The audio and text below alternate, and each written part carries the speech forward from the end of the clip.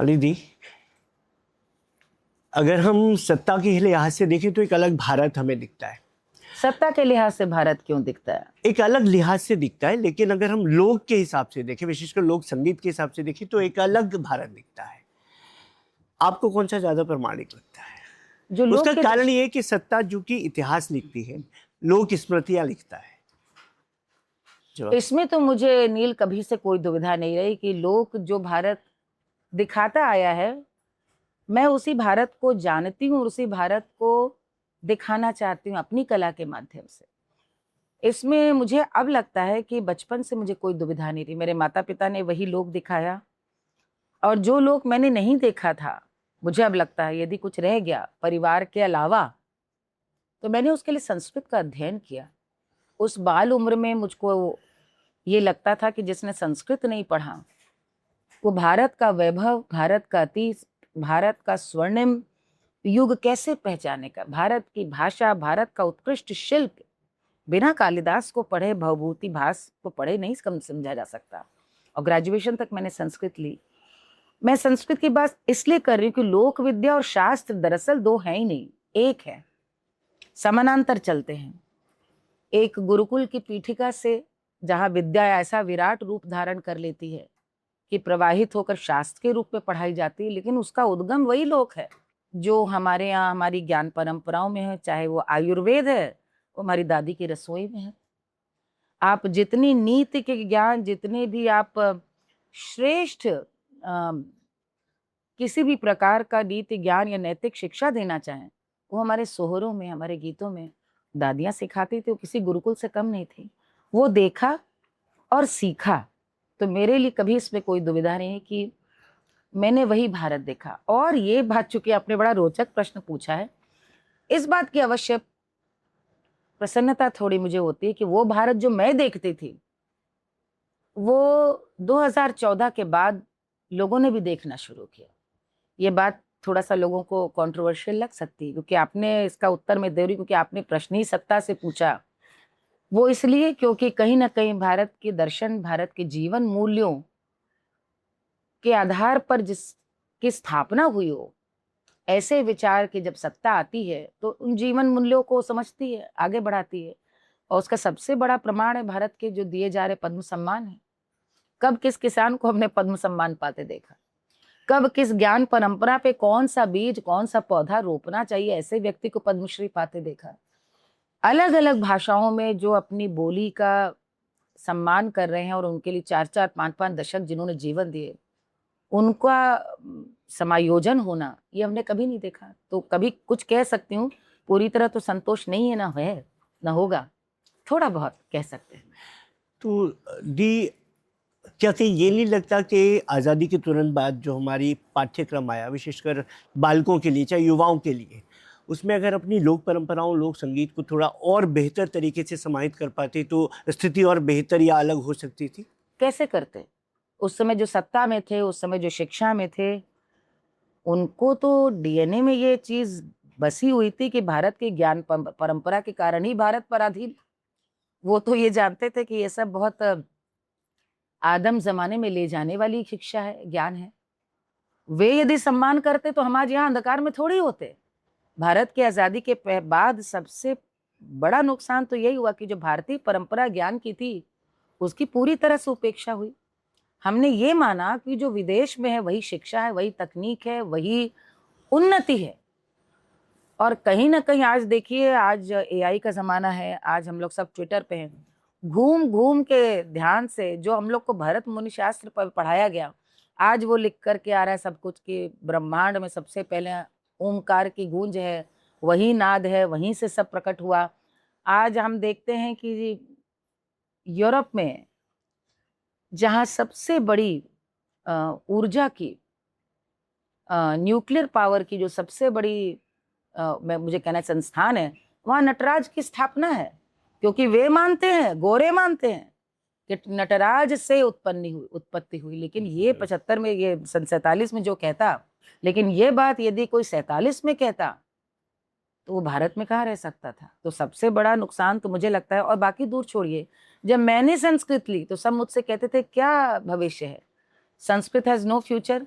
पढ़ करके क्या जिंदगी में कर लेना है। वे नहीं समझ सकते थे कि मैं कुछ चीजें हमेशा करियर बनाने की नहीं होती, कुछ चीजें अपने को जानने के लिए होती हैं। संस्कृत पढ़ के मैंने अपने को जाना, ये सौभाग्य है कि मेरा गायन में करियर बना। मैं इसकी संस्कृत की बात कर रही हूँ कि उस संस्कृत की शिक्षा और लोक विद्या, ये दोनों का संतुलन है जो मैं गाती हूँ। लेकिन उस समय हम ही को 80 के दशक में कितने ज्यादा कहने वाले अंग्रेजी लिटरेचर लो, और हिंदी मीडियम से पढ़ने का मेरा जो आग्रह था, तो उसके लिए मैंने कितनी बातें सुनी है कि मतलब जो बिल्कुल अनपढ़ हो वही हिंदी मीडियम में पढ़ेगा। ये तो 70 का भारत था, 80 का भारत था। हाँ, इसी से जुड़ता हुआ एक बहुत मनोवैज्ञानिक सवाल है। जब आप लोक परंपराओं की बात करती हैं, लोक संगीत गाती हैं और इस तरह की ज्ञान परंपरा की बात करती हैं, तो कई बार आपको बहुत ऑर्थोडॉक्स होने का या बहुत स्टीरियोटाइप होने का ये डर नहीं लगा? क्योंकि लोग ऐसा कहते हैं, उनको लगता है कि ये सारी बातें अब कौन करता है। लोग ना आपको बहुत कम समय को मिलते हैं, जो मिलते हैं जितने समय को मिलते हैं उसी के हिसाब से धारणा बनाते हैं। आज और घातक है क्योंकि सोशल मीडिया में तो आपको 1 मिनट 30 सेकंड देखकर आपके बारे में राय बन जाती है। तो जाहिर है मैं जैसे अभी आपके सामने बैठी हूँ, मैं यदि कहूँ कि मैं युवावस्था से ऐसी थी, ऐसे ही साड़ी पहनना, ऐसे ही बिंदी लगाना, ऐसे ही सिंदूर भरना, कुछ भी नहीं बदला। तस्वीरें प्रमाण है पुराना। तो ये तो सच बात है कि हम जब मैं, मुझे याद है ये, इसे गुजराती पल्ला लोग बोलते हैं, सीधा पल्ला हम लोग के यहाँ पर ऐसी दादी आदि पहनती थी। तो जब मैं विवाह होकर के आई तो हमारी ननिया सास हमसे कहें कि ए बहू तुम वो नहीं लेती हो जैसे सब औरतें लेते हैं सिर पे। हाँ, ये ठीक नहीं लगत है। हमारी ननिया सास, हमने कहा नानी तुम तो खुद ही पहिरे तो हमें काहे कही तो ऐसे ना पहने, हम कहीं नीक लगत है। नहीं ठीक नीक तो हमके लगत है, लेकिन तब समझिए तो उनको भी बैठ गया था कि ये पहनना कहीं ना कहीं पिछड़ेपन का, या बहुत रिग्रेसिव थिंकिंग, रिग्रेसिव जानबूझ के एक शब्द का प्रयोग कर रही हूँ कि पिछड़ी सोच, माने जो अतीत के मोह में ऐसा जकड़ा है व्यक्ति जो आगे नहीं बढ़ना चाहता। तो मुझे लगता है कि लोक से ज्यादा ये ऐसे लोगों को लोक शास्त्र का, लोक विद्या का ज्ञान नहीं है। लोक से अधिक लचीला कुछ नहीं। लोक तो ऐसा है जो नित्य निरंतर हर समय आज जो हो रहा है। इस लोक ने तो कोरोना को भी देवी बना दिया। कोरोना माई पे गाने बन गए, बेरोजगारी आई तो उस पे गाने बन गए, आपको याद है कन्या भ्रूण पे हो गए, कारगिल पे गाने बन गए। इस लोक ने, मुझे याद है कि हम लोग गाना गाते थे, मैं बालम एक वही लूंगी जो हो महलों वाला, मैं बालम वही लूंगी जो हो महलों वाला। 40 साल पहले मैंने गाना सुना, 10 साल बाद हो गया मैं बालम वही लूंगी जो होगा पैसे वाला। इसका मुखड़ा बदल गया, महल अब हो रहे नहीं तो अब पैसे वाला चाहिए। हाँ, तो गाड़ी में आता था टोयोटा वाला नहीं लूंगी, फिएट वाला नहीं, फिएट वाला नहीं लूंगी, एम्बेसडर वाला नहीं लूंगी, मैं बालम वही लूंगी जो मारुति वाला। क्योंकि 85 में नई नई मारुति आई थी, मारुति का जलवा था, जो नहीं आज जानते, मारुति कार नई आई थी। और हमारे ही सामने 95 में गाना बन गया, सिएलो वाला नहीं लूंगी। अच्छा, तो उस आज तो गाड़ी खत्म हो गई, वो तब सिएलो, मैं आपको इसलिए उस समय की परंपरा सुना रही हूँ। सिएलो वाला नहीं लूंगी, एस्टीम वाला, दोनों गाड़ियां आज बंद है।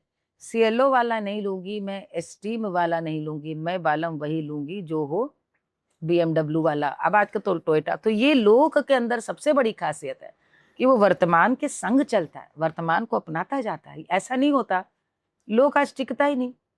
लोक आज इसीलिए टिका है। और देखिए हम कोरोना का उदाहरण लें, आयुर्वेद की हमारी ज्ञान परंपरा को सबको मानना पड़ा। अमेरिकन बनाते थे वीडियोस कि there is some beautiful herbal drink that the Indians drink and it is called kadha. काढ़ा को कह रहे थे, and it is called kadha, so you add some ginger and some herbs. तो वो बता रहे थे काढ़ा कैसे बनाओ, जो हम लोग क्या डांट पीट के पिलाए जाते थे, इसकी हम लोग यदि जरा बोले हरारत है। तो ये मैं इसलिए कह रही हूँ, सब इसी युग में आना है। पूरा विश्व देख रहा है कि ज्ञान परंपरा का सम्मान तो सबको करना पड़ेगा और पश्चिम को भी सम्मान करना पड़ेगा। पंडित जी, एक सवाल ना बहुत दिनों से मेरा मन है पश्चिम, क्योंकि आपको जब भी मैं स्पेशली लिटरेचर फेस्टिवल में जब सुना, आपकी नज़र में महिला सशक्तिकरण की परिभाषा एकदम अलग है जो आप कहती हैं। आपके लिए वो खूंटी पर टंगी हुई ढोलक अगर उतार ली जाए तो शायद वो और ज़्यादा सशक्त हो जाएगी। बाहर आज फेमिनिज्म के नाम पर महिला सशक्तिकरण को जरा दूसरी तरीके से गढ़ा गया है। मैं तुमसे पूछती हूँ, जो मेरी राय है उससे तुम सहमत हो कि नहीं? मैं तो पूरी तरह से बस सहमत हूँ। यदि सशक्त महिला की वो छवि है जो अभी जंतर मंतर में महिलाएं प्रोटेस्ट कर रही थी, तो क्षमा कीजिएगा, सशक्त माने सामर्थ्य। सामर्थ्य कैसी? ये वाणी, ये बुद्धि, ये कर्म भगवान ने बहुत सोच समझ के दिया। उसका किस लिए उपयोग करना है, जिसको इसका ज्ञान हो वही समर्थ है, वही सशक्त है। हमारे यहाँ स्त्रियों ने कहा नहीं बोल रहा है, वो बड़ी सामर्थ्यवान थी। कहा मौन रख जाना है। आप समझिए मैं क्या कहना चाह रही हूँ। कई बार कहते हैं कि इतने मौन कितने झगड़े रुकवा देता है। आप मौन रह गई, आपने टैक्ट से चीज निपटा दी। आज बोलना और सब कुछ कह देना, या दूसरी भाषा में कहें आर्थिक रूप की जो संपन्नता आई है उसको सशक्तिकरण मानते हैं। हमने तो अपने घरों में अपनी दादी नानी को बड़ा सशक्त देखा, जिनके यहाँ पे घर में कोई व्यवहार बिना उनसे पूछे नहीं होता था। अरे वो छोड़ो, कहीं जा नहीं सकते थे उनसे बिना पूछे। वो जहाँ पे ठीक कहें कि हाँ ठीक है, कहाँ वो बैठी है रसोई पे, तो घर का दादी बैठी तो लड़का कितना भी बूढ़ा हो जाए वो बता के जाता था। और बता के जाता था तो बताए कहाँ जा रहे हैं, तो उनकी इजाजत, अच्छा ठीक है उनके यहाँ ठीक है। शी हैड अ से, क्योंकि वो हर चीज को सोच समझ करके सशक्त माने ये कि जिस स्त्री की सामर्थ्य ऐसी हो कि जीवन जीने की कला में पूरी तरह से अपना सब कुछ रच बसे, वही मुझे मेरे लिए सामर्थ्य है। जीवन जीने की कला क्या है, ये आप देखते रहिए। आज पैसा कमा लें, उसके बाद डिप्रेशन के लिए श्रिंक के पास हर साल जाएं, हर 6 महीने जाएं, वो सामर्थ्य माता पिता को लगता है बेटी कमा रही है, लेकिन किस प्रकार का? तो स्त्री का सशक्तिकरण का स्वर मुझे लगता है this needs to be redefined. और इसका रीडिफाइनमेंट सबसे ज्यादा है कि दूर मत जाइए, अपनी माँ को ही देखिए। आप तो आज अपनी माँ की बात नहीं सुनती, आपके पिता माँ ने, पिता भाई सबको सम्मान देते हुए आपको पाला पोसा है। कितनी समर्थवान स्त्रियां होंगी जो छोटी उम्र में विवाह होते हुए गाने गा रही थी, जो पति का परदेश जाने पर पूरे घर का ध्यान रख रही थी। और जितने भी हमारा कृषक समाज है, नाम तो किसान का होता है पुरुषों का, सारी महिलाएं जो खेती कर रही, सारी रुपाई वही करती हैं, सारी कटाई वही करती हैं। और जितने गाय को सानी देना, जितना भी हम इसको कुटीर उद्योग कहते हैं, वो तो सारा स्त्रियां ही देखती हैं। महिला पुरुष मिल करके काम करते हैं। कितने गाने इस बात के हमारे पास साक्ष्य हैं। तो मुझे लगता है कहीं ना कहीं हमने ये फेमिनिज्म की गुहार पश्चिम से आई, अमेरिका से आई। आपको याद है 70s बर्निंग ब्रा का एक वो चला था मूवमेंट। और पहली बार मुझे याद है 1975 शायद international year of the women मनाया गया था। हमारी माँ मुझे उस समय याद है उत्साह कि उन्होंने कहा भाई इंटरनेशनल ईयर, जो इंटरनेशनल ईयर ऑफ वुमेन 75 में मना रहे थे, वो एक महिला राष्ट्रपति तक तो बना नहीं पाए, एक भी। आज भी उनके यहाँ बायस है। और हमारे यहाँ पूरे, मैं भारत की बात नहीं करती, पूरी दक्षिण एशिया की संस्कृति देख लीजिए। किसी भी राष्ट्र, लंका, पाकिस्तान, नेपाल, बांग्लादेश से लेकर के आप इधर चले जाइए, आपका पूरा इंडोनेशिया सब देखिए, महिलाएं, फिलीपींस, महिलाएं वहां पर, साउथ ईस्ट एशिया, पूरा एशिया, क्योंकि दरअसल हम सब एक ही थे। बर्मा आप देखिए तो वहां स्त्रियां, सत्ता, जिसके हाथ में सत्ता यदि आपने दे दी तो मानिए कि वहां बायस नहीं है। भारत ने तो बहुत पहले ही राष्ट्रपति, प्रधानमंत्री, मुख्यमंत्री, सत्ता की बागडोर दी। और जिन देशों ने सबसे पहले ये जो सारे ढकोसले नारे के जो देश चलाता है, वही देश आज तक राष्ट्रपति अपना महिला नहीं ढूंढ पाया। और जब चुनने की बारी आई तो हमने बायस देखा कि कोई बन जाए बस वो ना बने। और मुझे कहीं ना कहीं लगता है कि वो महिला का बायस था, वरना 200 साल के 300 साल के इतिहास में एक महिला ना ढूंढ पाए। हम लोग तो 75 में बनवा दिए कितने। बिल्कुल सही बात है। बस एक आखिरी सवाल है। जब आपकी पूरी यात्रा को देखते हैं ना, तो मुझे जो सबसे इंटरेस्टिंग चीज़ लगती है वो शायद इसलिए भी था कि आप लगातार संगीत के साथ, लोक संगीत के साथ अपने प्रयोग कर रही थी। कि युवाओं ने उसे जोड़ा, आपने उनको बहुत आकर्षित किया। तो उनके लिए क्या कहेंगी, क्योंकि आने वाली धरोहर तो उन्होंने ही संभाल ली है। देखिए, मुझे हमेशा से लगता है नील की हर कलाकार को अपनी दृष्टि से नहीं सोचना चाहिए, तटस्थ तीसरी दृष्टि से सोचना चाहिए। समाज आपसे क्या अपेक्षा करता है, ऑडियंस क्या आपसे अपेक्षा करता है, देश क्या अपेक्षा करता है। एक कलाकार के नाते आप अपना नाम बना सकते हैं, भाई हमने साधना की, 10 लोग प्रेरित होंगे। भारतवर्ष तो साधकों का देश है, किसी भी विद्या में लो। हमारे पास तो ऐसे उदाहरण है नक्षत्र जैसे कि आप योग में, गायन में, वादन में, लेखन में, साहित्य में ऐसे ऐसे नक्षत्र हैं कि जीवन निकल जाएगा उनको खाली उनसे प्रेरणा लेने में। लेकिन मुझे कहीं ना कहीं लगा लोक विद्या जिसमें पूरा समय में एक समय में देने लगी, मुझे लगा कि नई पीढ़ी तो बहुत उचट गई इससे, और उनका दोष नहीं है। छोटे परिवार हैं, पिता गांव से, परिवार से बिछड़कर न्यूक्लियर बाहर फैमिली काम के कर रूप रहे में काम कर रहे हैं। अधिकतर की माएँ वर्किंग हैं। ये एक भाई बहन का जो परिवार है, जिनकी बुआ होंगे तो चाचा नहीं होंगे, और जिनके मामा होंगे तो मौसी नहीं होंगे, जिन्होंने देखा नहीं कि कोई चाचा पीटे तो माँ से कहने की हिम्मत नहीं, गुरु डांट दे तो साहस नहीं, बल्कि माँ और 2 थप्पड़ लगाए कि कुछ ऐसा किया होगा जो गुरु ने मारा। हम लोग उस संस्कार में पले बढ़े। तो मुझे लगा कि ये अपनी ढपली गाने के बजाय नई पीढ़ी को साथ लेना सबसे बड़ी देन ये है कि मैं जो गा रही हूँ वो रेलेवेंस उसकी, उससे नई पीढ़ी जुड़ सके, कि उसको ये लगे अच्छा ये इसका ये कॉन्टेक्स्ट है। इसीलिए मैं जब गाती हूँ तो रेलिया बैरन गाते हुए मैं हमेशा बताती हूँ कि भाई रेल में गया एक परदेसी है, लेकिन परदेसी के पीछे जो स्त्री रह गई उससे सशक्त कौन है। पति के जाने के बाद भी कह रही है कि जहां गए हो बस लौट आवे। दूसरा गाना उससे मैं जोड़ के गाती हूँ, रेलियो न बैरी जहजियो न बैरी, उही पैसवा बैरी हो, दिन पर दिन भरमाए बलमुआ, उही पैसवा बैरी। उस पैसे के लिए जिसको इतना ज्ञान हो वो कैसे असहाय स्त्री हो सकती, और अकेले रह करके हम लोग के गानों का बिना पूरे परिवार को देखती है। मुझे लगता है कि हमने एक ये बायस नील स्त्री सशक्तिकरण का ही उत्तर है शायद, ये भी रखा है समाज में कि जब घर छोड़ करके कोई पुरुष चला गया तो उसे हमने मुनि और साधु कहा। जो घर से चला गया वो जोगी हो गया, उसके पांव उसकी माँ और बहन छूती है।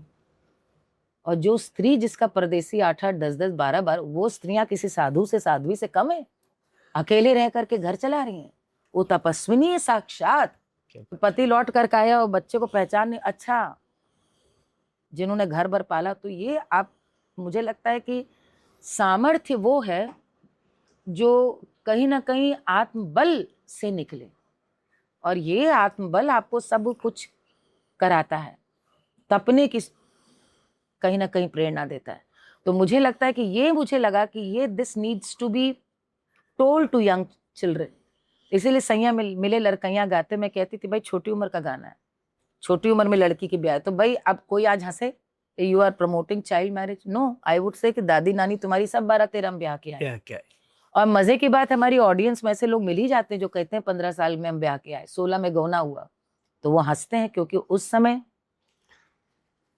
इतना प्रेम में मर्यादा थी कि हाथ नहीं छू सकते थे, बात नहीं कर सकते थे।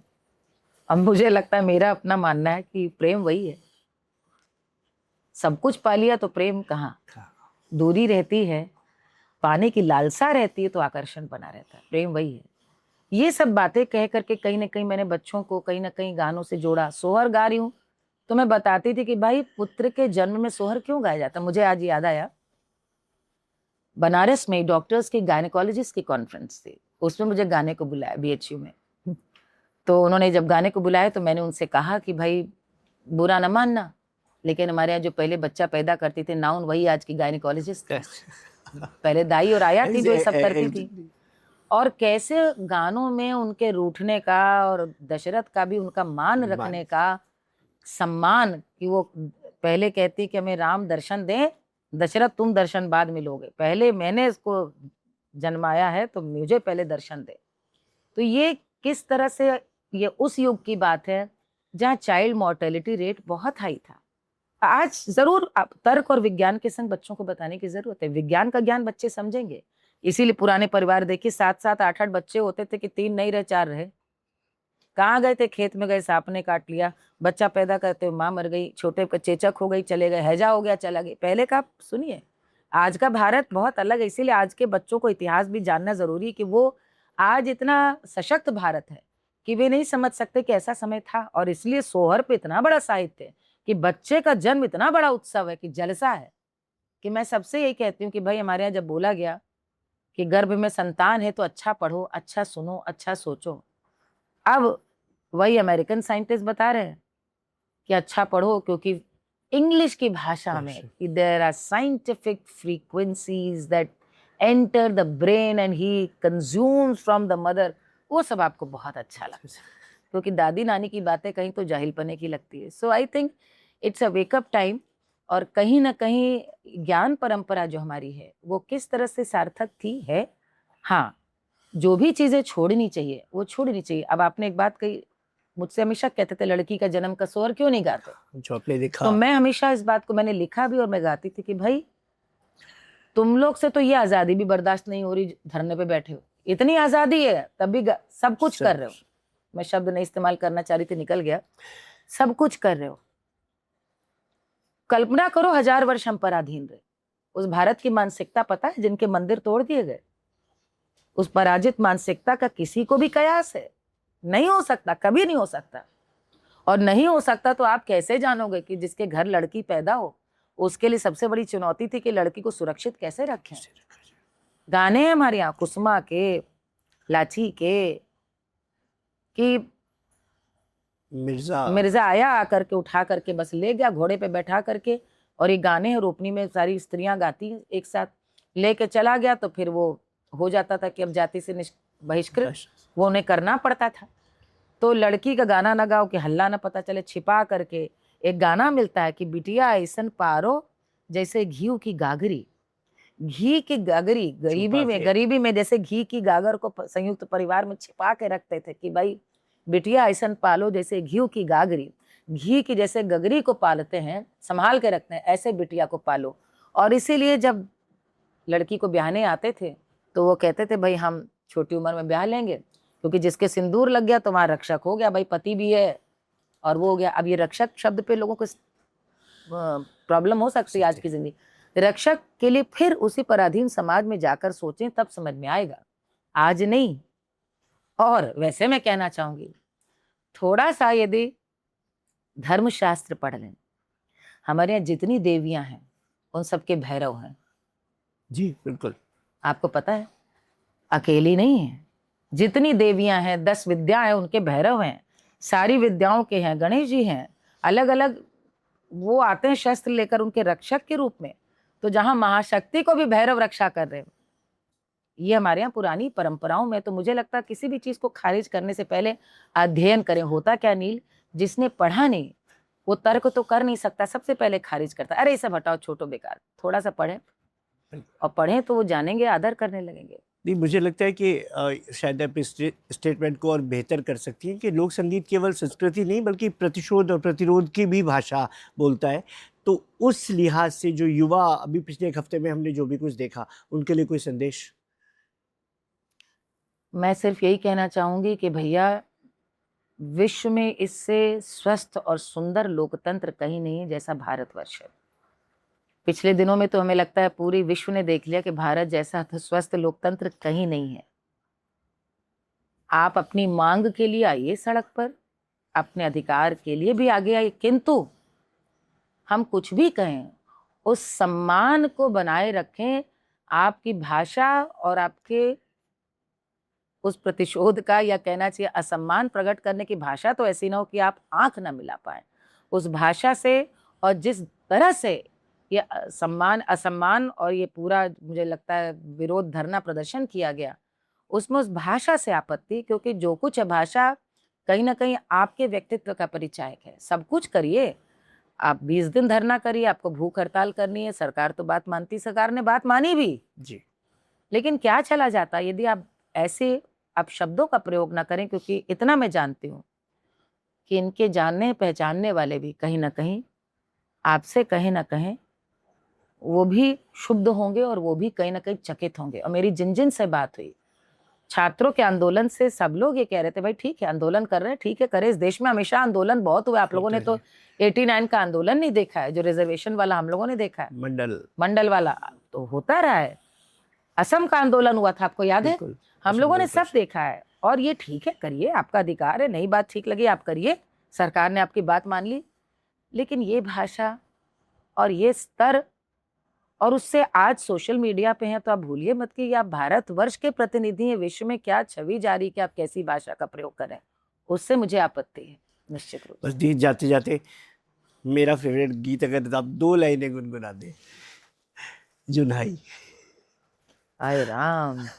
चांदनी छिप छिप जई हो अटरिया, चांदनी छिप छिप जई हो अटरिया, दिन की बैरन सास ननदिया, रात की जुन हैया अटरिया, रात की जुन हैया अटरिया, भैर दबाए मैंने सासू सुलाए दिनों, ननदी बड़ी है लड़ैया अटरिया, ननदी बड़ी है लड़ैया अटरिया, कंगना पहनाए मैंने ननदी बिदाती, जेठा बड़े हैं गवैया अटरिया, जेठा बड़े हैं गवैया अटरिया,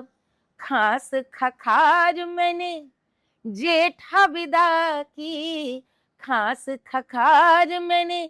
अब ये दृश्य में जाने के लिए आपको अपनी माँ से पूछना पड़ेगा कि किस तरह से स्त्रियां अपना सम्मान स्वाभिमान खांसने और खखारने से भी बचाए रखती थी। खास खखार मैंने जेठा भगाई तीनों, देवरा बड़े हैं पढ़ैया अटरिया, देवरा बड़े हैं पढ़ैया अटरिया, घड़िया पहनाए मैंने देवरा विदा की, रोवन लागे ललनवा अटरिया, रोवन लागे ललनवा अटरिया, दूधवा पियाए मैंने ललना सुआए दिनों, दूधवा पियाए मैंने ललना सुआए दिनों, अरे बोलन लागी चिड़ैया अटरिया, चांदनी छिप छिप जई हो अटरिया, चांदनी छिप छिप जई हो अटरिया।